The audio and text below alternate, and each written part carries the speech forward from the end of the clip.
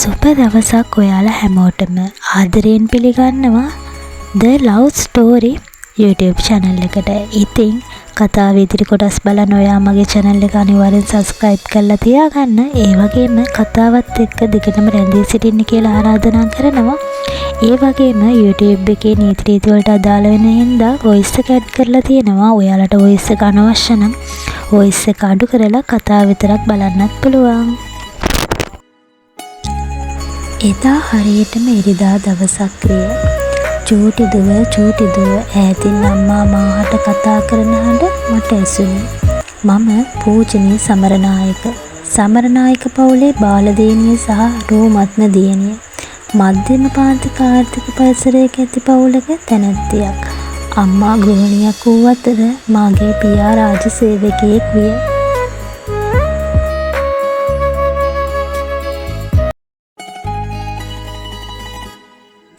වැඩිමල් සොහොයුරිය මේ වන විටත් විවාහයක් කරගෙන සිටින අතර ඇය ස්වාමියාගේ නිවෙසේ පදිංචි වී සිටි. පියාගේ වැටුප ප්‍රමාණවත් නොවන නිසා මාද මේ වන විට පෞද්ගලික අංශයේ රැකියාවක් කරමින් සිටී. චූටි දුව නැවතත් අම්මාගේ හඬින් මා ගැස්සී ගියාය. ඔයාට හොඳ මංගල යෝජනාවක් ඇවිත් තියෙනවා දුව. වික්‍රමසිංහ පැමිණි එකෙන් කියමින් අම්මා මා අත කඩවසම් තරුණියෙකුගේ පින්තූරයක් තැබුවාය. නොගැලපෙන වසර 2ක ප්‍රේමයක් නිසා හෙම්බත්ව සිටි මාහට මෙච්චර ඉක්මනින් ප්‍රේමයක් අවශ්‍ය නොවිය. අනේ අම්මේ මා පැවසුවේ. මුකුත් කියන්න එපා චූටි දුව. මේ වගේ පවුලකින් යෝජනාවක් එනවා කියන්නේ සුළුපටු දෙයක්ද? මේක ඔයාගේ වාසනාව මගේ දුවේ. ලබන සතියේ ඉරිදා ඒ ගෙදරින් එනවා. එදාට කිසිම වැඩක් දාගන්න එපා කියමින් අම්මා කුස්සිය දෙසට ගියාය. අසල තිබූ පින්තීරය දුටු මා තිගැස්සී ගියාය. පින්තූරය දෙස මා මොහොතක් නතර වී බලා සිටියාය. වික්‍රමසිංහ පවුලේ බාල පුතා. හොඳ වැදගත් පවුලක යෝජනාවක්. මේ යෝජනාව මාහට ලැබී ඇත්තේ මාගේ රෝමත් බව නිසාම විය යුතුය. මක් නිසාද? අපේ පවුල සාමාන්‍ය මට්ටමේ පවුලක් බැවින් ඔවුන්ගේ පවුල් පරිසරයට කිසිසේත්ම නොගැලපෙන නිසාය. ඔහු ඉතා කඩවසම් තරුණයෙක් විය.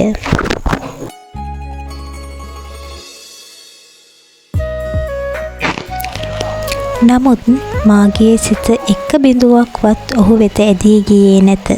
පුදුමයකි. මෙතරම් කඩවසම් තරුණයෙක් වුවද මාගේ සිත සහ ඇස කිසිසේත්ම ඔහු වෙත ඇදී ගියේ නැත.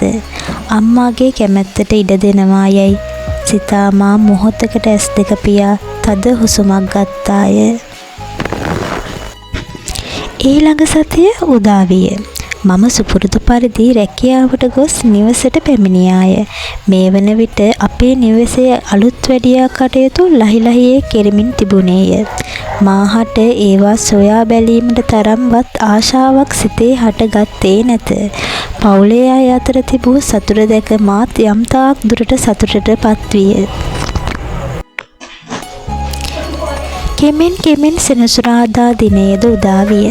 සවස මා වැඩ ඇරී නිවසට ආවිගස අම්මා මාහට සාරියක් දී චූටි දුව ඕක හෙට ඔයා අඳින්න ඕන සාරිය බලන්න ඕක හරිද කියලා කියමින් අම්මා මා අත අලුත්ම සාරියක් තැබුවාය. මා අම්මා දෙස බලා සැනසුම් සුසුමක් හෙළුවාය. මාගේ හිස අතගාමින් ඇය මාහට සමු දුන්නාය. හෙට කුමක් සිදුවේද යන්න මාගේ සිත තුළ දැඩි චකිතයක් හටගත්තේය. මාගේ මුළු ජීවිතේම වෙනස් කරන දවස හෙට උදා වෙන බව මා කිසිසේත්ම දැන සිටියේ නැත. හෙට කුමක් සිදුවේවිද?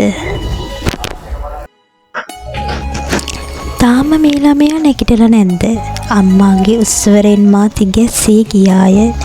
චූටි දුව මොකද කරන්නේ? තාම ලෑස්ති නැද්ද ළමයෝ? හරි මම නැගිටලා ඉන්නේ යයි කියමින් නාන කාමරයට මා දිවගෙන ගියාය. නාන කාමරයට කඩා වැදී දොර වසාගත් මා නාන කාමරයේ දොරට හේතු වී සැනසුම් සුසුමක් හෙළුවාය. අදින් ආරම්භ වන දිනය ගැන මාහට සිතා බැලීමට තරම්වත් නොහැකි විය. තව අවුරුදු 10ක් ආපස්සට යන්න තියෙනවා නම් මාගේ සිත මිමුණු ආය. මාගේ දෑසින් කඳුළු වැටෙන්නට ගත්තේ ජලකරාමයටත් නොදෙනි වෙන්නය. මා මදක් මාගේ අතීතයට දිව ගියාය. එකල මං ආදරයට කෙතරම් ආදරය කරාද, නොගැලපීම් හමුවේ අප වෙන්නුවද, නාදනමන මනුස්සයෙකු සමග ආදරය බෙදා ගැනීමට තරම් මාගේ සිත හයිය නොවීය. මේ ඕයි ඕකස්සේ මොනාද ඔච්චර වෙලා කරන්නේ? මනමාලයා තමුසගේ සුවඳ බලන්න ඉන්නේ නෑනේ. මෙන්න මෙහාට එනවා ඉක්මනට. අක්කාගේ කෑ ගැසිල්ලට මා ෂණිකවම පියවී සිහියට ආවාය. හරි හරි ඕයි මේ එනවා. දෑසින් වැටෙනු කඳුළු පිස දමන ගමන් මා අක්කාට කීවාය. සාලුව දවටාගෙන මා කාමරයට විත් කැඩපැතින් දුටු මාගේ රුව දෙස මොහොතක් නතර වී බැලුවාය. මා කෙතරම් ලස්සනද කියා මටම සිතුනි. අද නම් මා සැරසිය යුත්තේ මාගේ ලස්සන නොපෙනෙනසේය. එතකොට මනමාලය අකමැති වෙන්නතැයි මගේ යටසිත ඇතුලින් එසේ කියන්නට විය. එසේ සිතමින් මා අම්මා දුන් කහපාටට හුරු සාරිය ඇඳගත්තාය. පුදුමයකි, මා සාරියට සිටියාට වඩා 10 ගුණයකින් ලස්සන විය. මාගේ ලස්සන කැපී පෙනෙන්නට විය. සාරියට ගැලපෙන තෝරු දෙකක් දමාගෙන කොණ්ඩේ නිදහසේ කඩා දමා කිසිදු ආලේපයක් සහ කිසිදු හැලවීමක් නොකර මා කණ්ණාඩිය දෙස බලා සිටියාය. මේ පෙනුම හොඳටම ඇති. අකමැති වෙනවා නම් වඩාත් හොඳයි. මම මටම කියාගත්තාය. එවිටම වාහනයක් සද්දයක් මෙදුර දෙසින් ඇසෙන්නට විය. අන්න ඔයාගේ අනාගත මනමාලය ඇවිල්ලා කියමින් අක්කා මාහට විහිළු කළාය. මෙයා මේ පිස්සු කියවනවා කියා මගේ සිත සරදම් කරන්නට විය.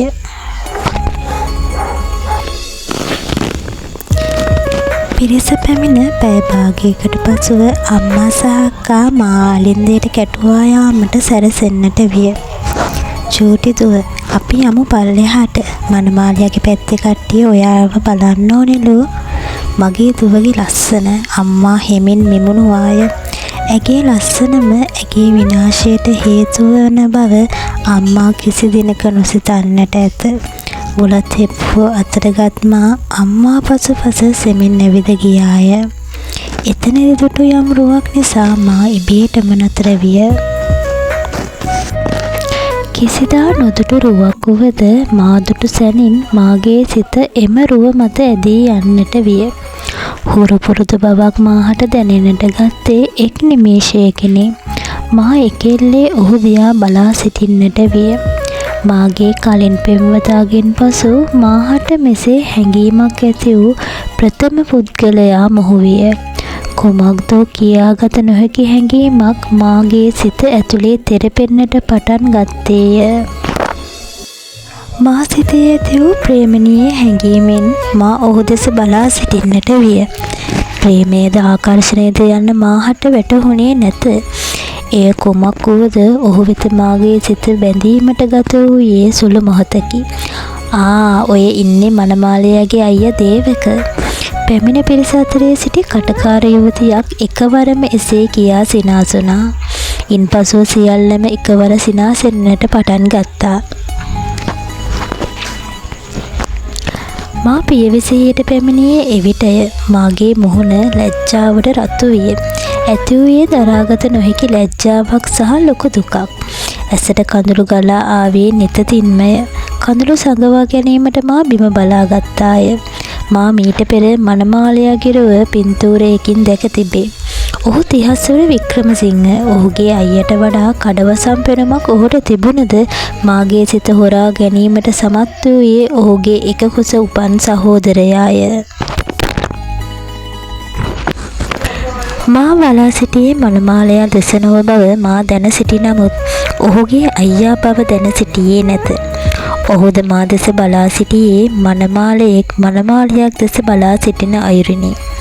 මනමාලයා දෙස එනම් තිහස්වර දෙස එකදු වරක්වත් දැස යොමන්නට මාහට අමතක වී ගිය නමුත් එක එල්ලේම ඔහු මා දෙස බලා සිටිනවා මාහට ඇස් කොණින් පෙනේ. නමුත් මාගේ සිත ඔහු වෙත ආකර්ෂණීය නොවිය.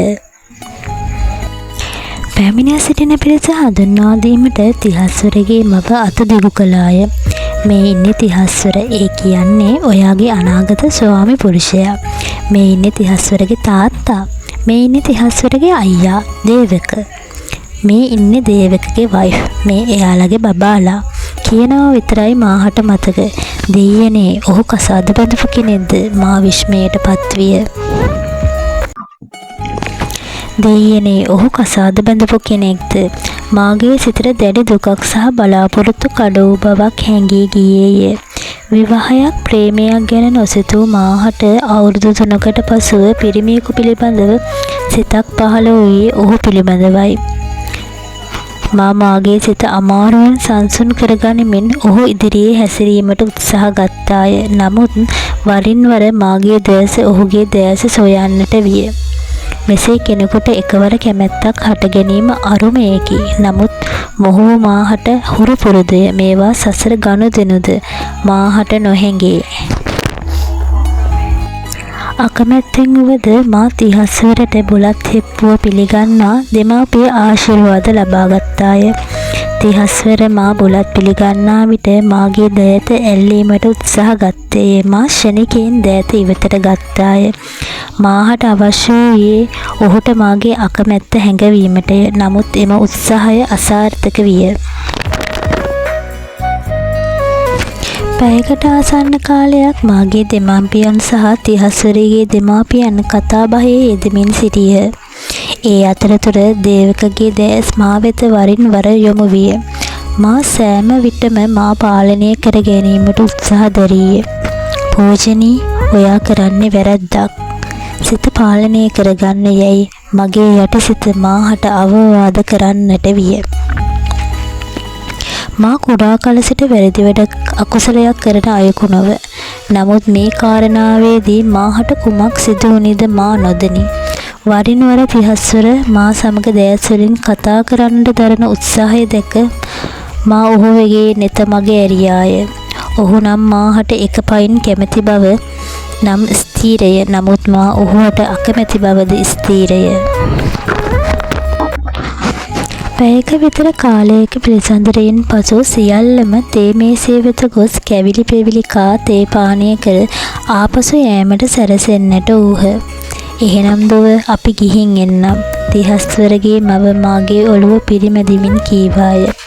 තිහස්වර පිටවත්ව යන තෙක්ම මාහට දෑසින් කතා කිරීමට දැරූ උත්සාහය දැක මාහට දැඩි අනුකම්පාවක් දැනුනි. නමුත් මාහට ඔහු පිළිබඳ ආලයක් හටගත්තේ නැත. මේ වන විටත් මාගේ සිත දේවක විසින් සොරාගෙන අවසානය. අපි ගෙදර ගිහිල්ලම උත්තරයක් දෙන්නම්කො මිසස් වනිගසූරිය. මම නම් දුවට ගොඩක් කැමැති. තිහස්වරගේ මව කීය. සියල්ලන්ම පිටත්ව ගියහ. සියලු දෙනා පිටත්ව ගිය පසු මා කාමරයට වැදුනි.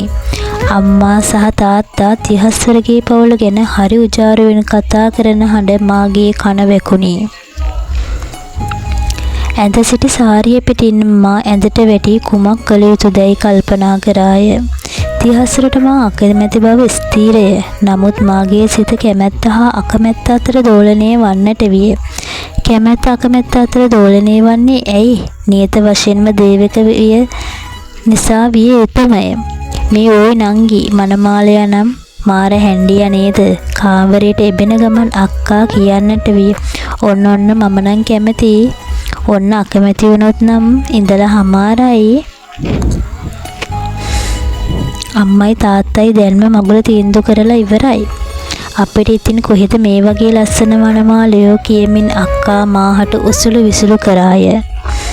කර කියා ගන්නට දෙයක් නොමැති මා අක්කාගේ උසුළු විසුළු වලට අවනත වන බව හඟවමින් සිනාසීමට උත්සාහ දැරුවාය. චූටි දුව, අම්මා මාහට හඬ නගමින් කාමරයේ දෙසට එන අයුරු මා ඈත තියා දුටුවාය. අම්මා කුමක් කියයිද? මා කුමක් කරන්නේද? මාහට තේරෙන්නේ නැත.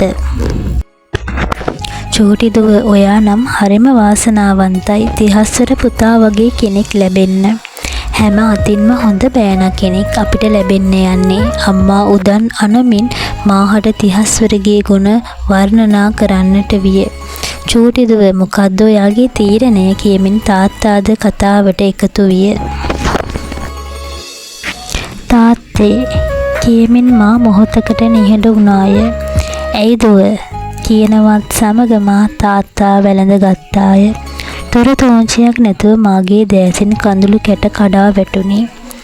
මේ මොකද කෝ බලන්න මගේ චූටිදුව මොකද මේ යයි කියමින් තාත්තා මා සැනසුවේය. නෑ මුකුත් නෑ තාත්තේ කියමින් මා කඳුළු කැට සඟවා ගත්තාය. අම්බෝ මේ දෙන්නගේ හුරතලේ කියමින් අම්මා මාගේ හිස පිරිමදින්නට විය.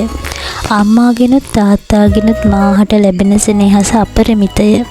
ඔවුන්ව හඬවන්නට ඔවුන්ට අකියකුරු වන්නට මා කිසිදා හීනයකින්වත් සිතා නොමැත. මා සෑම විටම ඔවුන්ගේ හුරතල් දියණියයි.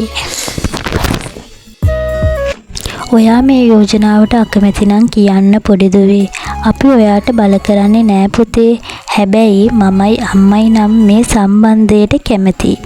කැමති තීරණයක් ගන්න දුව. මොන තීරණය ගත්තත් අපි ඒක බාර ගන්න සූදානම් පොඩි දුවේ. අම්මාටත් තාත්තාටත් මා තිහසට අකමැති බව කිව යුතුය. මා එසේ අදිටන් කරගත්තාය. එසේ අදිටන් කරගත් නමුත් නිමේෂයකින් මාහට දේවකගේ ඒ දෑස් සිහි විය. මෙම යෝජනාවට අකමැති වූ මා මේ තීරණය වෙනස් කරන්නට ගත කළේ දේවකගේ ඒ දෑස් සිහිවන්නට ගත වූ සුළු මොහොත පමණි. මං කැමතියි තාත්තේ. මම සෙමින් මුමුණන්නට විය. මගේ චූටි දෝනි කියමින් අම්මා මා තුරුළු කරගත්තාය. යෝජනාව ප්‍රතික්ෂේප කිරීමට මාහට හැකියාව තිබියදීත් මා ඒ නොකළේ මන්ද? ඒ මොහොතේදී මා ගත් තීරණය මාගේ මුළු ජීවිතේම වෙනස් කරයිද? මා ජීවිතයේදී ගත් තීරණාත්මක සහ වැරදිම තීරණය මේද? කුමක් වුවද මා ඊට මුහුණ දිය යුතුයමය. මා අදිටන් කරගත්තාය. මා සෙනසුම් සුසුමක් හෙළුවාය.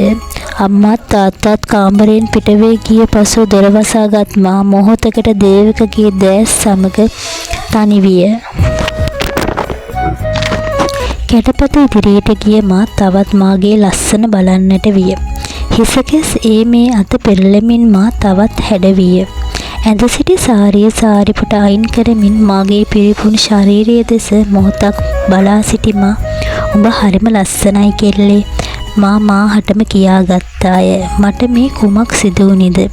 මාගේ සිත මාහටම පාලනය කරගත නොහැකි මන්ද? මා සිතුවේ එසේය. සුපුරුදු පරිදි අලුත් දවසක ආරම්භයක්. මාගේ මවගේත් පියාගේත් කැමැත්ත පරිදි එදින මා රැකියාවට නොගොස් ගෙදර සිටීමට තීරණය කළාය. වෙලාව 7ටත් ආසන්න වන තෙක්ම මා ඇඳට වෙලා කල්පනාවේ යෙදමින් සිටියාය. මාගේ සිත තුළ යම් කෝලම්කාරී හැඟීමක් හටගෙන තිබුණි. ලැජ්ජාවෙන් විටක ඇඹරෙයි. වෙනදාට වඩා රූපය ගැන සිතන්නට පටන්ගත් ආකාරයක් මට දැනේ. මා දේවක ගැන සිතුවාට දේවක මා ගැන සිතන්නේ නෑ නේද? ඇයට සිහිවන්නට විය. එයාට ඉතින් ලස්සන වයිෆ් කෙනෙක් ඉන්නවානේ. ඔහුට මං රවමින් සරදම් කළාය. ඒ මගේ යටි සිතට නැගුණු ඔහුගේ රූපයටය. පැයකට ආසන්න කාලයක් කෝලම් කරමින් සිටි මා නාන කාමරයට ගොස් පිරිසිදු වීමට තීරණය කළාය.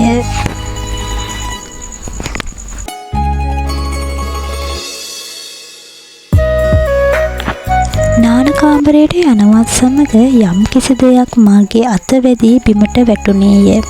කුමක්ද බැලීමට මාය අතට ගත්තාය. තප්පරයකට මා ගැස්සී ගියාය. තිහස්වර. ඔව් තිහස්වර. මව විසින් මාහට ලබා දුන් තිහස්වරගේ ඡායාරූපය.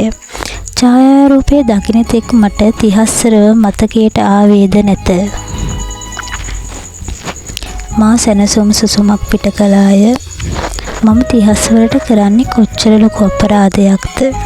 ඇයි පූජනීය ඔයා මෙහෙම? මාගේ සිත මටම දොස් නගන්නට විය. මා වැරදි නොකළ යුතුය. නිතර මගේ සිත එය කීවද ඊට එහා ගිය හැඟීමක් එම වරදකාරී හැඟීම යටපත් කිරීමට සෑම විටම සමත් විය. මව මාහට ලබා දුන් තිහස්වරගේ ඡායාරූපය මම තරහින් ඉරුවාය. "Sorry mister Thihaswara, I am very sorry." ඉන්පසුව කෝලම් කරමින් පැයකට ආසන්න වේලාවක් නාන්නට විය. වේලාව ගත වෙනවා මාහට දැනුනේ නැත. චූටි දුව හරි ෂෝක් නැගිටින වෙලාව ඉක්මනින් පහළට එන්න. අම්මා කාමරයට වී කෑමොර නගන්නට විය. හරි අම්මා, ඉක්මනට එන්නම්. කැඩපත අසලට මා වෙනදාට වඩා හැඩවිය. මා එන දුටු අක්කා වහාම ඇයගේ රාජකාරිය වන මාහට උසුළු විසුළු කිරීම ආරම්භ කළාය. මහරජන, බලන්නකෝ අම්මේ මෙයාගේ ලස්සන. දැන් මෙයා හැඩ වෙලා. ඇයි ඉරිසියයිද? ඇද කරමින් මං ඇසුවාය. අනේ වැඩේමයි, අක්කා දෙවෙනි නොවීය.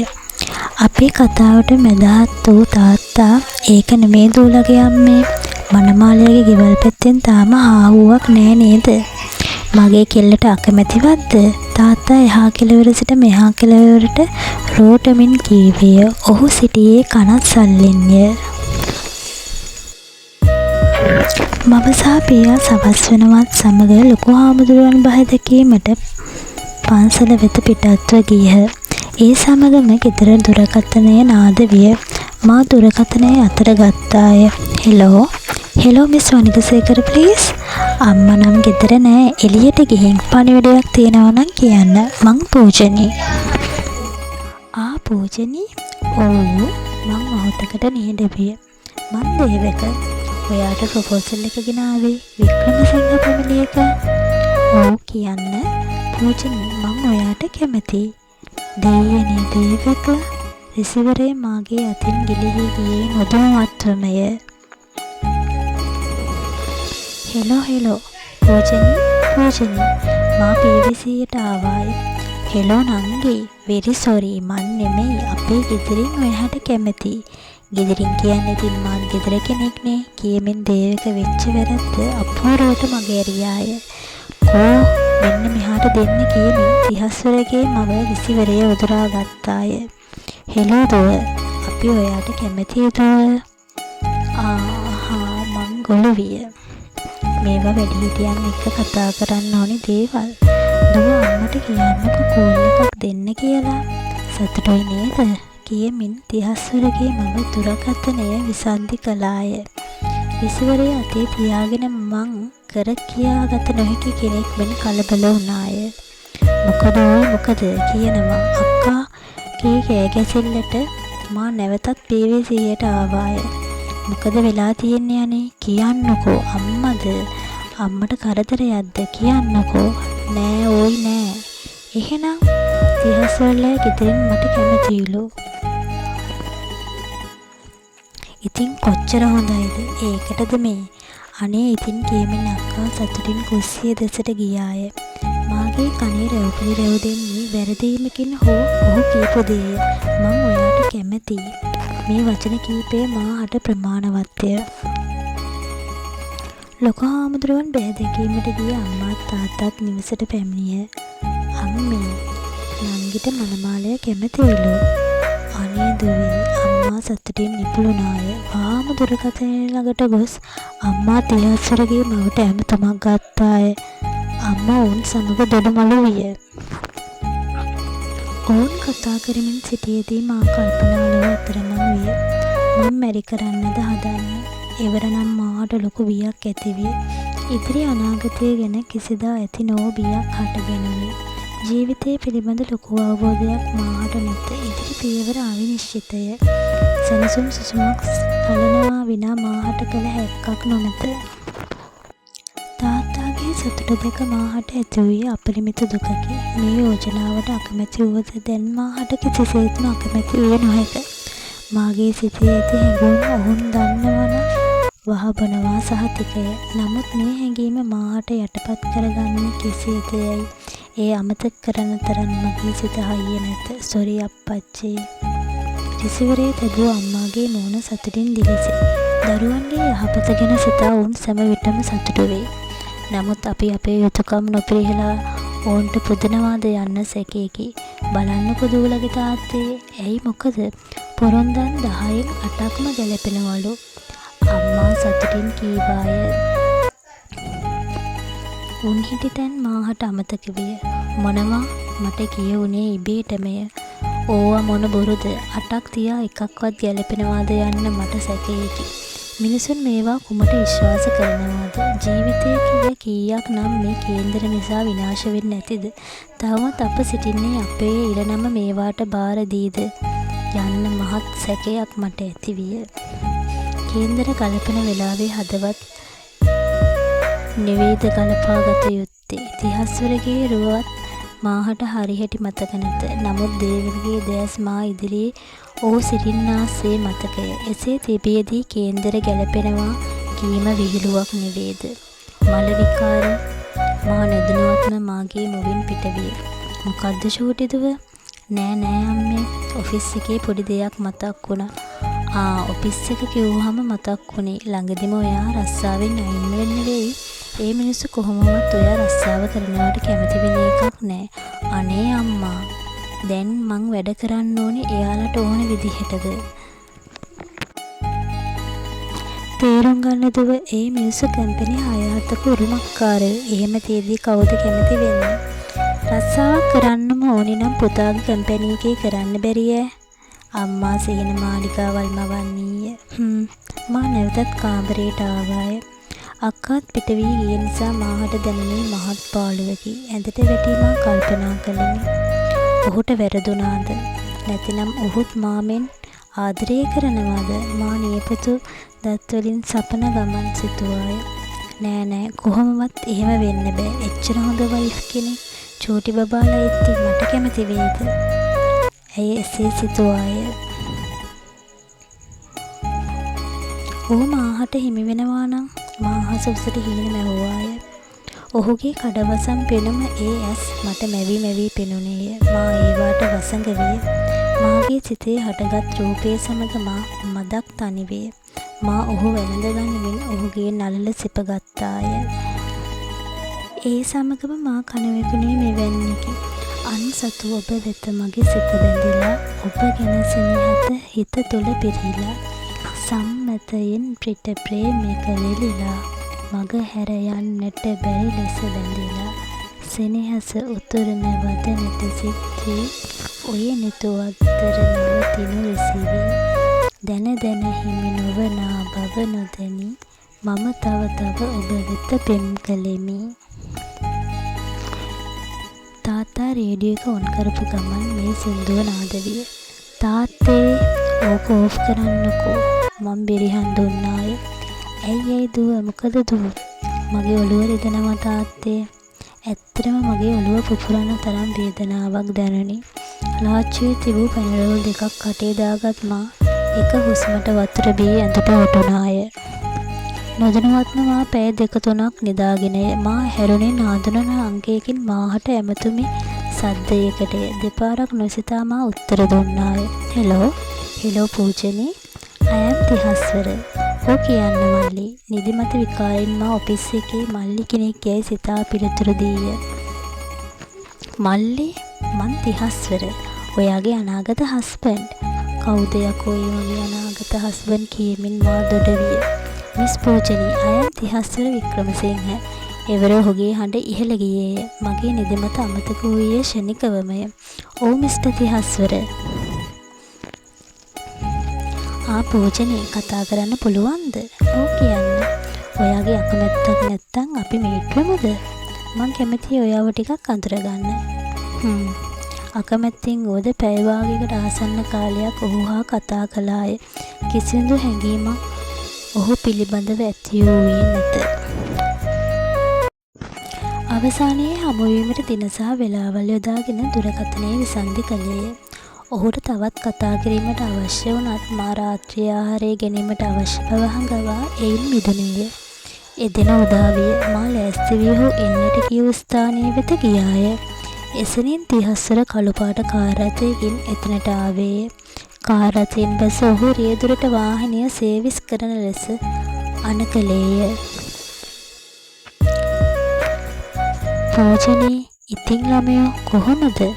ඉන්නවා ඉතින් කියමින් මා අහක බලාගත්තාය. එසැනින් අම්මා කියූ දේවල් සිහිවිය. ඒ නිසා මා ඉවසා දරා සිටියාය. පැයක් විතර යනතෙක් ඔහු මොනවාද කීවේ. මාහට නම් ඔහු කීවේ දේවල් වගේ වගක් නැත. ඔහු කීවේ මොනවාද යන්න මාහට මතකවත් නැත. කියූ දේවල් වලට සිනාසෙමින් ඔළුව වෙනවා පමණි. ඉන්පසු අපි ගෙදර යාමට සූදානම් විය. ඔහුගේ මූණ නම් හදක් මෙන් එළිය විය. ඒ මා නිසා විය යුතුමය. ඒ සමගම සුදු පැහැති කාර් රථයක් අපේ ඉදිරියේ නැවැත්විය. එහි රියදුරු අසුනේ දේවක සිටියේය. සිනාමසු මෝයෙන් අප පිළිගත්තේ. දෙයියනේ, ඇයි මට මෙහෙම වෙන්නේ? ඇයි මට මෙහෙම කරන්නේ? යයි මා සිතුවාය. අමතක කරන්න උත්සාහ කරන හැම මොහොතකම ඔහු මගේ ඉදිරියේ. නංගා, මොකෝ ගෙදර යන්න අදහසක් නැද්ද? කියමින් ඔහු අසන්නට විය. මා ලැජ්ජාවට රතු වී ගියේ. යමු පූජනීය කියමින් තිහසර පිටුපසු අසන දොර විවර කළේය. වාහනේ යන ගමන් මං ඔහු දෙස කීප වතාවක්ම බැලුවාය. තිහසරට නම් ඒ පිළිබඳ ගානක් වූයේ නැත. වරක් දේවකත් මා දිහා බලන අයුරු මා නෙත ගැටීය. channel එක subscribe කරලා තියාගන්න. එහෙනම් ලබන සතියේ හමු වෙමු. ඔයාලා හැමෝටම සුබ දවසක්.